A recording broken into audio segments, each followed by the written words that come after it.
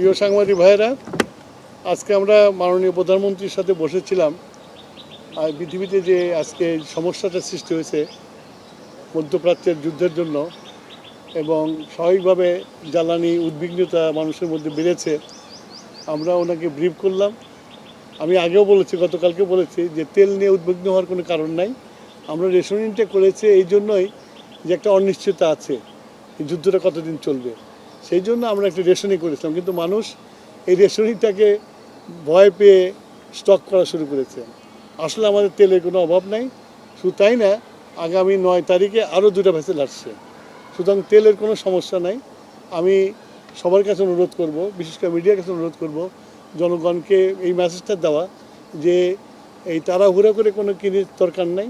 আমাদের কাছে মজুদ আছে, আমরা পেট্রোল পাম্পে তেল দিচ্ছি এবং চলবে। এটার জন্য লাইন দিয়ে সারা রাত জাগার কোনো প্রয়োজন নাই। মানুষ তেল গেলে তেল পাবে। একদিকে লাইন দিচ্ছে, আবার অনেক জায়গায় পাম্প, আজকেও কয়েকটা পাম্পে তেল পাওয়া যায় না। তো এটা পাম্প ম্যানেজমেন্ট কিভাবে করবে? পাম্প ম্যানেজমেন্টে আমরা তো নির্দিষ্ট পরিমাণে তেল দিচ্ছি। এখন কোনো পাম্প যদি জলদি বিক্রি করে ফেলে, তারপরে তো পাবে না, তারপর পরের দিনের জন্য ওয়েট করতে হবে। সেটার জন্য আমরা মনিটর করছি, আমরা দেখব যাতে এরকম কম হয়, সেটা দেখবো আমরা। সেটা মানুষের মনের মধ্যে ঢুকতে পারবো না আমরা। আমাদের কন্ট্রোলিং যা আছে, আমরা কালকে থেকে আমরা মোবাইল কোড নামিয়ে দেবো, সব রকমের ব্যবস্থা আমরা নিয়েছি। মাননীয় মন্ত্রী, এখন যে রেশনিং করা হচ্ছে 2 লিটার করে মোটরসাইকেলে, এতে করে তো একদিন পর পরই যেতে হচ্ছে অনেক। এটা কি আর একটু বাড়ানো যায় কিনা? না, আমি তো বললাম যে আমার মজুদ আছে, কিন্তু ওই যুদ্ধ কবে থামবে কেউ তো আমরা জানি না।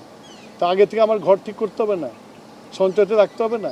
সেই জন্য আমরা এই সঞ্চয়টা করছি। আমাদের আরও 2টা ভেসেল আসছে 9 তারিখে। সুতরাং আমাদের যে শর্টেজ পড়ার কোনো সুযোগ নাই।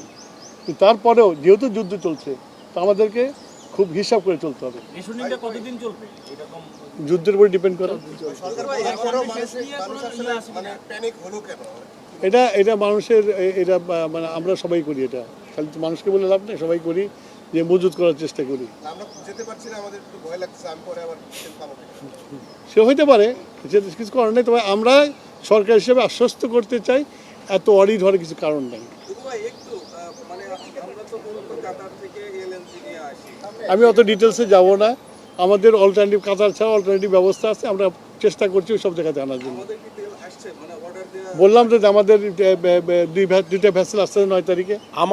আমাদের এলএনজি, এলপিজি সকল ধরনের তেলের পর্যাপ্ত মজুত রয়েছে, এবং আগামী দিনগুলোতে যেন কোনো সংকট না ঘটে সে কারণে আমরা বিকল্প উৎস থেকে আমরা কাজ করছি।